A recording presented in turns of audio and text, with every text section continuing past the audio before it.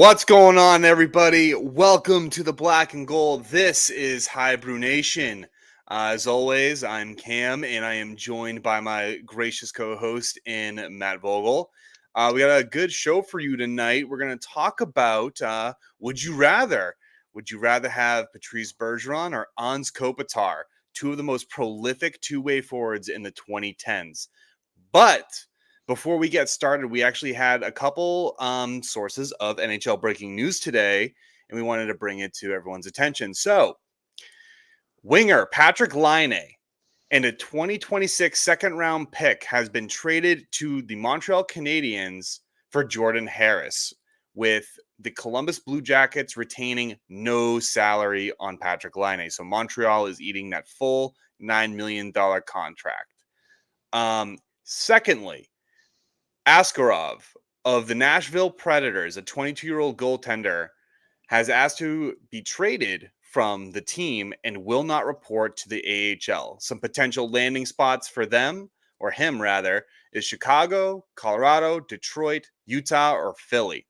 So definitely let us know what you guys think of that. And the Patrick Laine trade is definitely going to go into a little bit more in depth on one of our other channels here on Don't Puck With Media on Hab Normals. Real quick, let's just get some thoughts on it. Matt, what did you think about the Laine trade? I mean, it's a good move for Montreal. I think Laine. I mean, he's hasn't been top of his game, but he's still a solid player. Good pickup for them. Yeah, we're not supposed to give any credit to Montreal. I like him a little less now. If that means anything. He was an ugly dude. When he had that beard, have you ever seen him with that? Like, yeah, he looked like a mountain goat. Yeah, it was bad. I mean, personally, I think, like I said, I think it's great for Montreal. I hope Laine can return to form to the way he kind of played in Winnipeg and showed spurts of in Columbus. So hopefully that system revitalizes him. I'm more concerned about the player than I am the organization. Montreal's going to get better eventually, I guess. Thoughts on Askarov, though? 22 years old, goaltender, requesting a trade. I've heard the name bounced around. I thought that was kind of a wild move. I think Kevin Weeks broke the news today. It was kind of a wild thing, and everyone, honestly, first I'm hearing about the potential landing spots. I think he'd be a pretty solid fit in any one of those systems. But yeah, I mean, from what it sounds like he's a good goalie. Wherever he goes is going to be a good pickup for them. Now, we kind of talked about, and we'll just kind of touch upon this a little bit more quickly, and then we'll get into the topic for tonight. But the potential landing spots were actually my personal thoughts and the general consensus of Don't Puck With Media, where we think that they go, or where he will go based upon like some needs of the current teams. Chicago needs a goalie, right? Yeah, no, I don't know if that was like rumors that had been circulating after that came out or not. No, but I bet that's where he might look and want to go to, because he wants to be a starting goaltender. And I think those are the teams that are not. I mean, Colorado's not looking for a starting goaltender, a reliable backup, but he has the potential to start over. I believe they have Grubauer. No, I'm sorry, I can't remember the Chicago goaltender. Not the Chicago, the Colorado goaltender. Is it not Grubauer? Might be Grubauer. I cannot remember. So pardon us for the lack of knowledge here. But Chicago has Seattle. Yeah. So, and I can't. Oh, Georgiev. Sorry, Georgiev. They need a backup for Georgiev, and I think Georgiev, when he's on his way out, Askarov can take over. But I think Askarov has the want to be an NHL goaltender. Chicago has Peter Mrazek. That's not sustainable. Detroit has Val Uso. Not great. I think he needs help. Utah could use some help, and Philly's goalie situation currently not great. So those were the teams that kind of hit my mind a little bit. But I'd be interested to see what the guys over at Hab Normals think about the Laine trade. I mean, obviously they're probably going to be pretty fired up about it. But even if Philly is a potential landing spot over at Flyer going to Flyer, I wonder how if they think that it's a potential option, to scoop him up and what they think about it for someone who's, and could use that goalie help.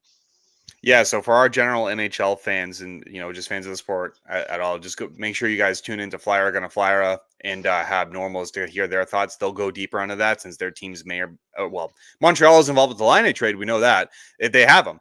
But if you want to hear Alex's thoughts on Philadelphia acquiring Askarov, that would be a good place to go listen. We're not going to go too deep into that here. None of these players are exactly Bruins targets at all. All right, so tonight, we have a new segment kind of called "Would You Rather," and here we're going to bring up two players, and they could be Bruins players or not, and we're going to compare them across the board against each other. And we're going to, at the end, we're going to basically ask, who would you rather have on the team? And ideally, these players will be comparable. The decision will be a little bit more difficult, and we're going to state a case for both players. As I mentioned in the intro here, we're going to talk about two very important players that made huge impacts on their teams in Anze Kopitar of the LA Kings and Patrice Bergeron of the Boston Bruins. Fair warning, Vogel and I may have a bias towards the Bruins player, but we're still going to make a case for the other party as well. Getting into them a little bit. So in the 2010s, and I'm going to give an honorable mention to a third guy too as well. Anze Kopitar and Patrice Bergeron were the epitome of elite two-way forwards. And I'm going to mention thirdly too Jonathan Toews. But I think Ons is a little bit more comparable to Patrice, and unfortunately, as good as Toews was, I don't think he just cuts it here. I think what kind of sets him over that mark is his 3 cups. So we elected to go with Kopitar and Bergeron. Here's the rules. So what Vogel and I determined to be important, what we are going to weigh here. What we deemed important is that we're going to look at the total goals, total assists, special teams points, the points per game, because we wanted to normalize a stat because Anze Kopitar has about 79 more games played than Patrice Bergeron. Face-offs, because they're both centers. Awards from the NHL awards ceremony, total Stanley Cups, and total All-Star appearances, because those do factor into a piece here. All right, let's get started. We're going to run down some stats for you. So in games played, Anze Kopitar has 1,373. Patrice Bergeron has 1,294. In that time span, Kopitar has scored 419 goals. Bergeron has scored 427. Of those 419 goals by Kopitar, 120 were on the power play. For Bergeron, 131. For a total power play points, 423 in favor of Kopitar to Bergeron's 326, which means their assists greatly outweigh their goals on the power play. For shorthanded goals, Anze Kopitar has 14, Patrice Bergeron 22. For a total of shorthanded points, we have 27 for Anze Kopitar, 48 for Patrice Bergeron. Assists, 792 to 613 in favor of Anze Kopitar. In terms of total points, not points per game, 1,211 for Anze to Bergeron's 1040. In terms of points per game, it is 0.88 to 0.80 in favor of Anze Kopitar. For plus minus, we have a plus 94 to Bergeron's 289. Face-off percentage for Anze, we have 53.2. Patrice Bergeron, 57.9. In Stanley Cups, Kopitar has 2. Bergeron has 1. All-Star appearances, Kopitar has 5. Bergeron 3. I'm going to mention the Selke Trophy, but Bergeron runs away with it with 6 into Anze Kopitar's 2. Anze Kopitar has 2 Lady Byng trophies. Bergeron has none. Both of them have 1 Mark Messier Leadership Award. Bergeron has 1 King Clancy. Kopitar has 0, leading their total accolades to be 7-9 in favor of Bergeron. And if we add up all those things that we determined to be weighed, they're actually 5 apiece. So it's split dead even. I think I've rattled off the stats, so that's the boring piece. We got that out of the way. Vogel, tell me your thoughts on these two players through the 2010s and even in their career. Well, like you were saying before, there might be a little bit of a bias. I mean, me personally, I love Patrice Bergeron. He's one of would be on my Mount Rushmore of Boston Bruins. I mean, he was awesome the whole time he was here. He's one of my favorite players. He was unbelievable. When we first decided to do this Would You Rather episode, I didn't think that the career stats between the two would be so close.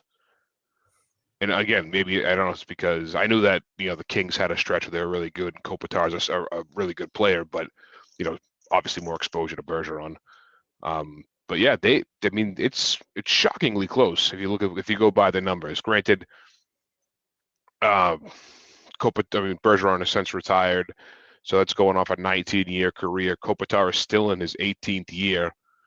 I mean, Bergeron's playing since 03, 04. Kopitar started in 06. So he's still got a year to go to catch up to Bergeron and just in years or so of longevity. But we talked about it before the show. I mean, the two cups that the Kings won, both those teams were wagons. You know what I mean? Like, I mean, they were really good, and Kopitar was one of the more important guys in those teams. So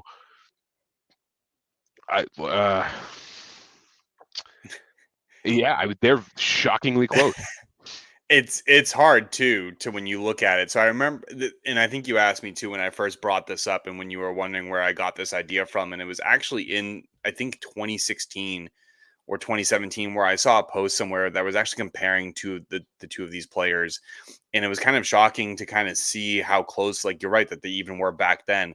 And I think in 2010, you really started to see both these players really strongly hit their stride. The Bruins were starting to become extremely competitive ever since they got Chara, I believe in 2000. I think they got him in 2009, if I'm not mistaken, but maybe it was 2006. I can't remember that off my head, but it took a little It was while. earlier than 9. I think it was 2006 when we acquired him.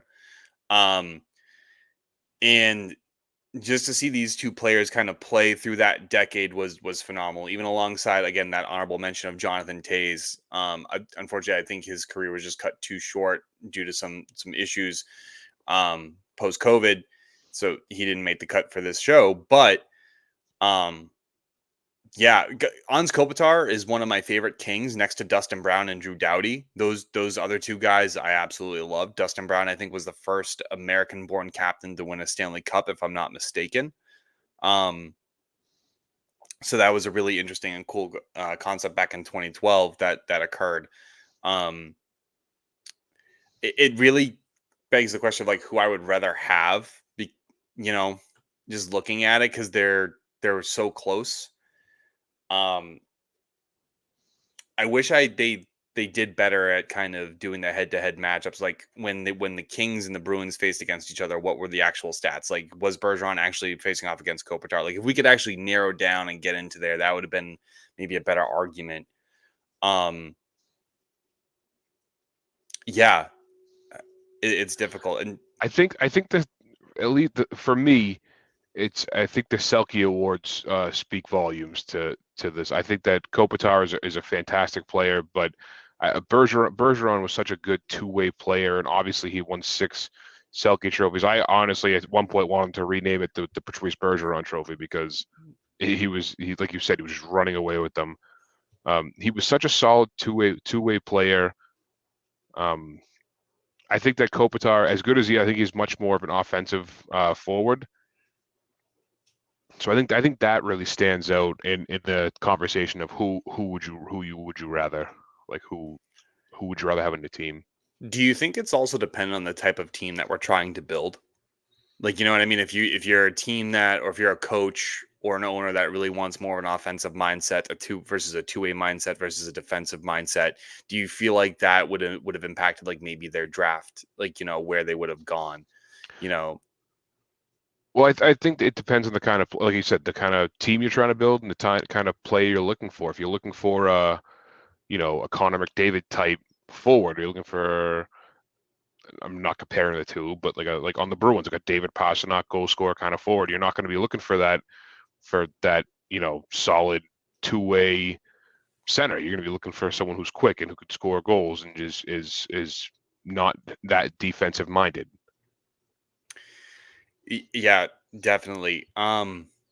because I think one thing that benefits Kopitar in this argument is that I think Bergeron has played on teams that have had more sustained success than the Kings had. Because they had those two cups in 2012 and 2014, but after that they had a dip.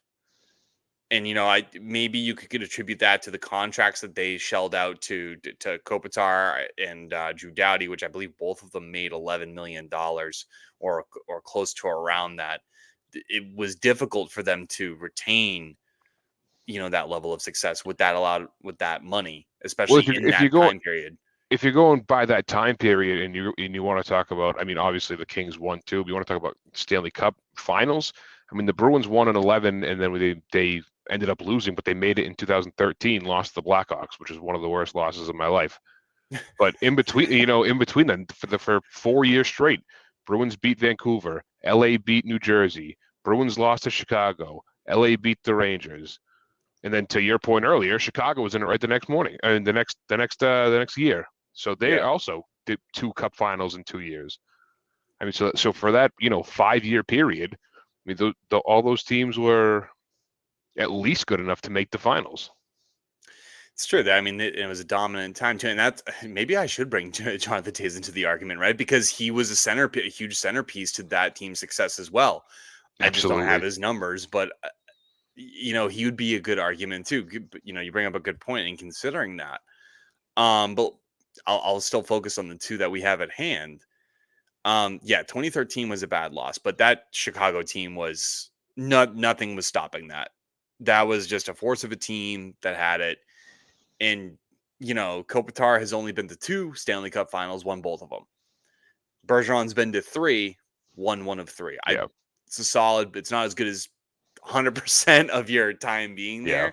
there. Personally, though, I do think that in 2012 and 2014, the Kings were definitely carried a lot by Jonathan, especially in 2012. Jonathan Quick carried that team pretty heavily, and they won on the back of their defense and their goaltender, in my That opinion. was something I was going to bring up too. I liked Quick a lot. He was a UMass guy. I liked him a lot when he was over in L.A. Those team when he was playing with those those solid teams.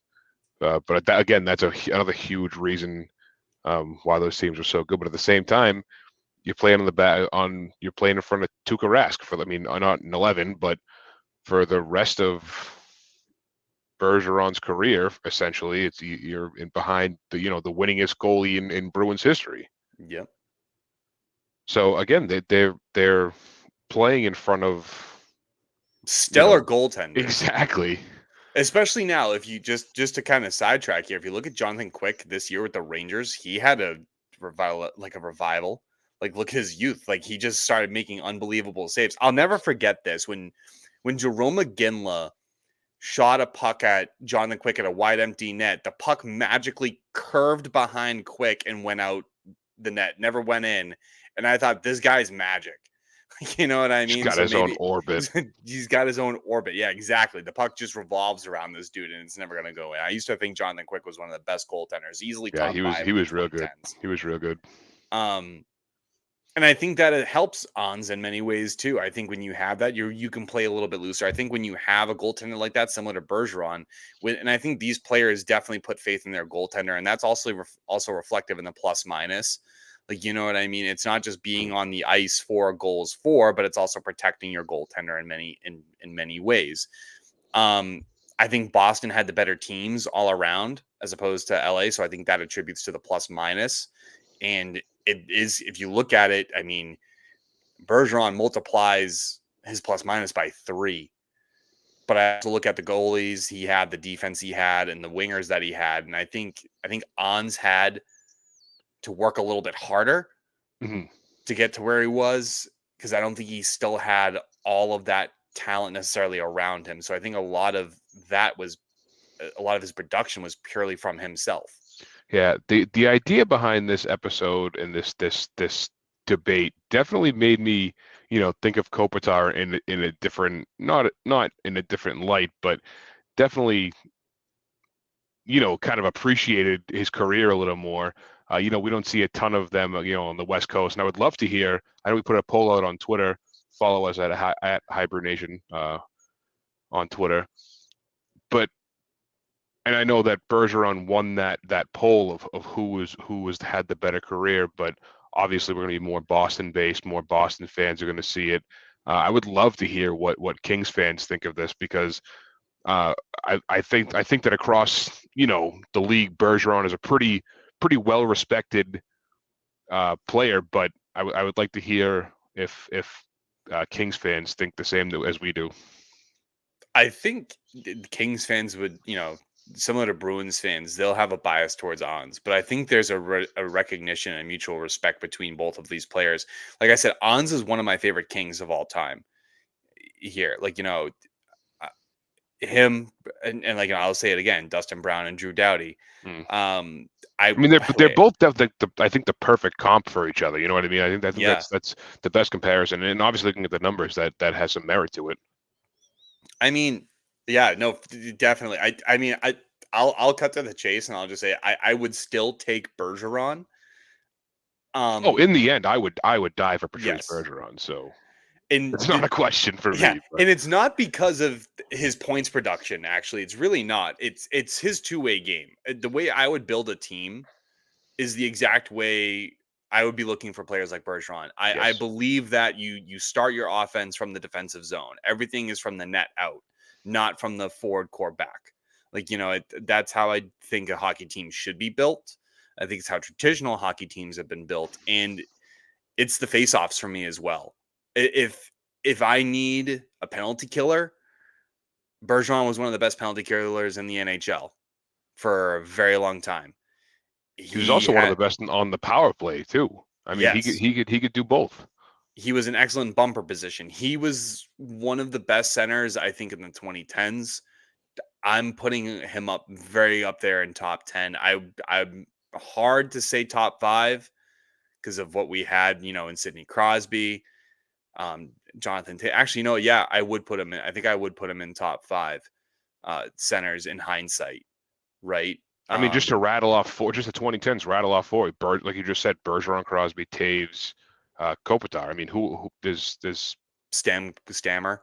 Yeah, I'd I mean, say. there was so much talent. Yeah, and I think Dotsuk was still in the league in 2010 too, right? So I mean, and Henrik Zetterberg, whatever Mm. happened to those guys? But like, I mean, I know what happened to those guys, but um, yeah, and it has nothing to do with Kopitar. To make the case for Kopitar, though, if I was building a team for more of a more offensive minded player, I think I would take Kopitar in that sense because he still has a 200-foot game, but he Mm. has more of the I'm going to look for the open guy, I'm going to look for the open lane, and we're gonna take it to the net and we're gonna drive it. I'm curious to see how much longer Kopitar has, like how much he has left in the tank. Like I said, Bergeron finished his career after 19 years.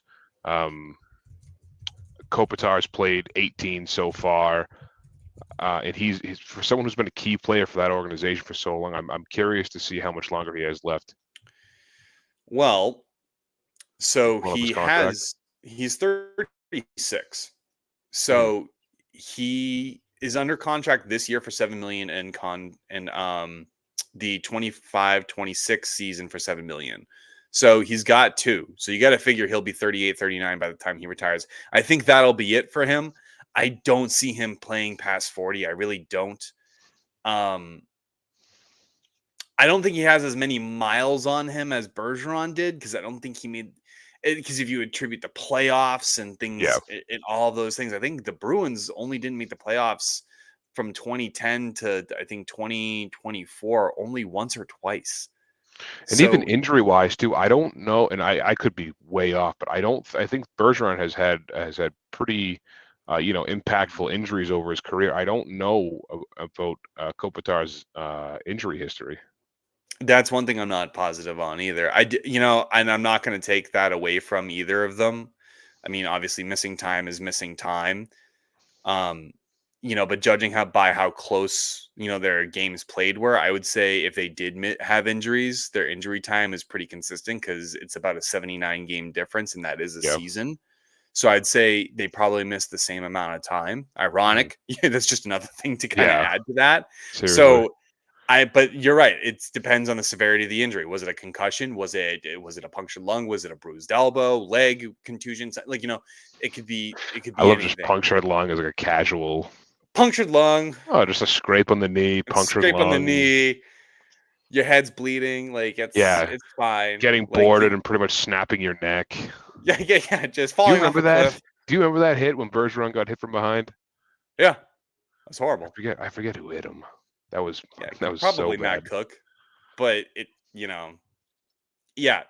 I who's the better player though? That's the big question. I would take Bergeron, and I know that sounds like a real homer thing to say, but maybe it's just more exposure. I just think that he's a better all around player. And again, it could be because I've seen more of him, but I would just say I would 1000%. I think Bergeron was one of the best players in Bruins history. I mean, the numbers show that.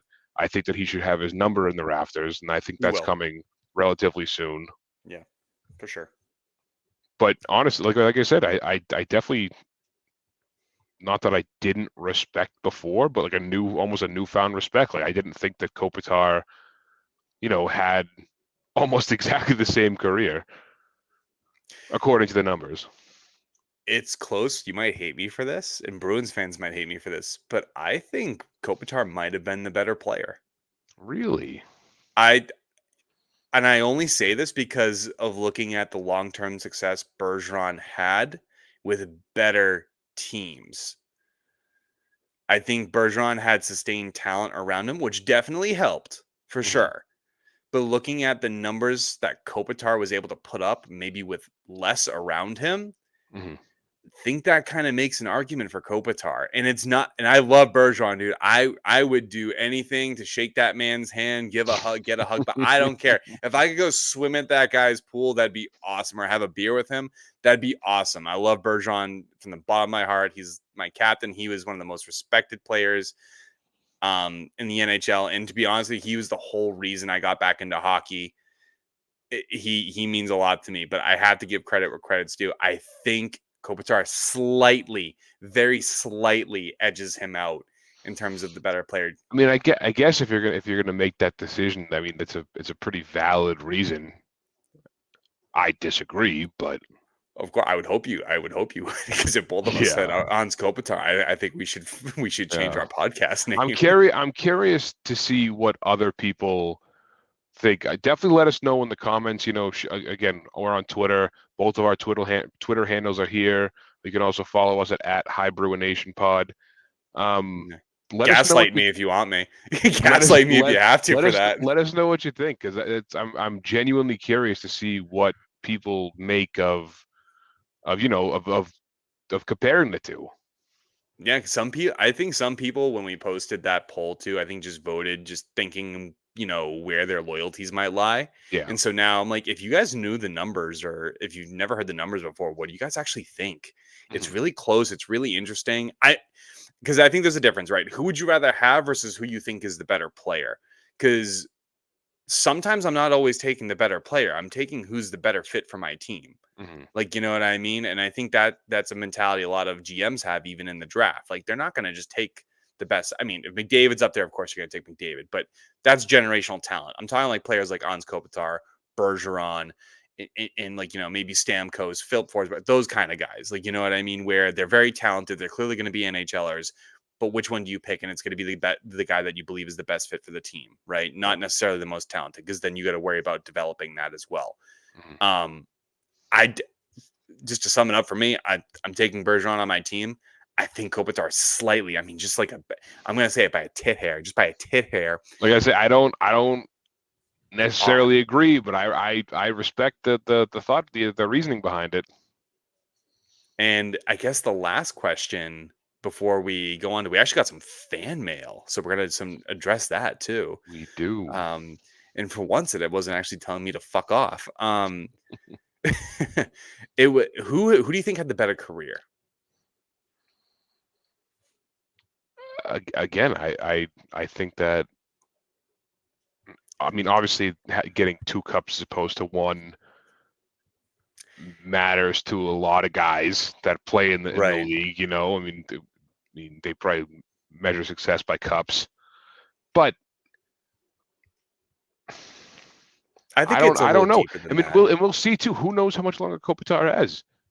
He might get 3. I doubt That's what I it. mean. He might have 2, 1, 2, again, maybe even 3 standout years where Yeah. he's close to close. I mean, God knows. I mean, 40 goals, 45 goals, maybe. I don't Yeah. know. The Kings are getting better, so they might. He's got a chance to do some damage and pull ahead in the race of Yeah. career wise. But I'm standing firm in Patrice Bergeron. Oh shit. I mean, we'll see. Gonna We'll make it see what hard for me. happens, but I am Bergeron had the better career. 37 all day. I'm taking him every single Yeah. day. Bergeron had the better career just by the accolades that he's had. And I know Stanley Cups is a huge piece to it, but he's also been to 3 Stanley Cup finals. He's had long-term success on a team, and I think that speaks volumes. He's the only player to ever win 6 Selke trophies. That to me, that's the better career for me. And And like the 2 cups they lost were no fault of his. I mean, yeah, no, the guy played in 2019 with a punctured lung. Not much you can really do there, right? Like yeah, I it mean is what it is. the 13 Chicago Cup loss, but that would mean that was a heartbreaker. And 19 against St. Louis, they pretty much handed them that game 7. That was one Oh of the yeah, worst games I've ever one of the worst seen. games I've ever So I seen. mean, I don't think that one game 7 loss that eventually ultimately lost in the cup should define how how the year went, how his career has gone, and I mean, who knows, one puck bouncer or another. I mean, those games go completely different, and then we're talking, in hypothetically, 2, they each have 2, or one has 3 and one has 2. Yeah, and I mean you're right. A lot of people might argue that the success is determined by Stanley Cups. I'm like, but you gotta remember Stanley Cups, like that's a team effort, man. Like that team's gonna be built for it, and it just so happened that those teams were. So I'm taking the cups out of it because I think it's not just you, the player. It's the team that needs to be able to grind through that.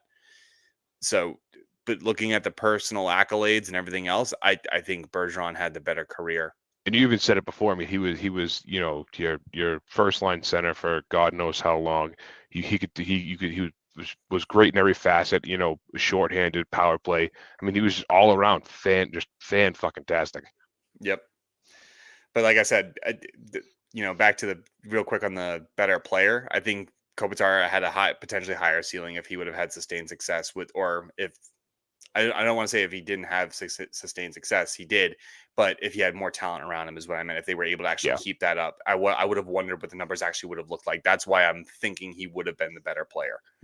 All right, guys, make sure to let us know what you think about that. We're probably going to keep on trying to do this. Would you rather? And let us know what you guys think of it as well. We're going to get to some fan mail. We got one piece of mail in that we decided to share with you guys, and it was actually a pretty good question. It was submitted by one of my closest friends. Yeah, so we decided throughout the season we're going to start doing we're going to call this bear mail. Either DMs or comments that are asking questions, or there's a link to a website you can leave a voice memo for us, ask a question, leave a comment, do whatever. We would love to hear from you guys. Anything, seriously, questions, comments, anything. Do you want to come and talk some shit? That's fine with us too. So We talk back, just fair warning. the first one we have here is from Nick, and this is Nick's question.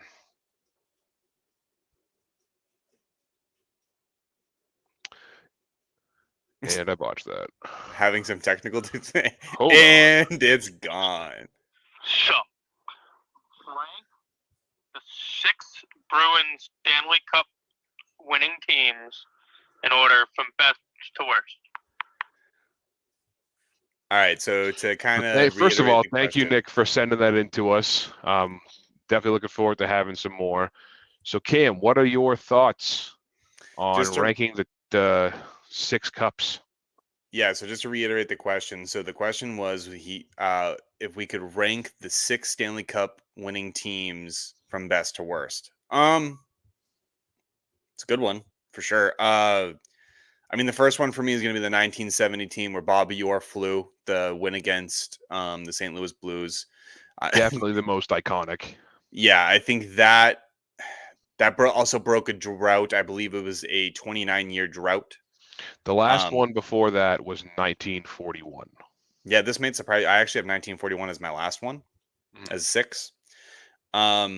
2011, because it was the only one that both Vogel and I were actually alive to see, is our second one.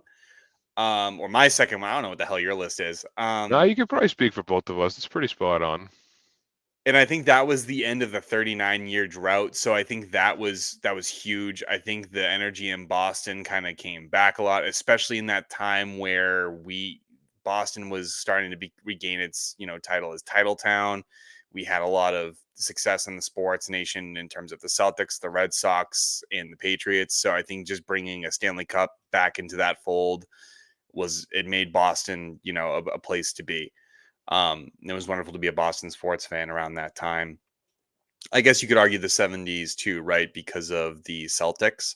Yeah. But not so much the Red Sox or the I don't even think the Patriots weren't around in that time, were they? In the 70s? No, they were, but they're hadn't won the Super Bowls up until, the 2000s, until the Belichick era, yeah.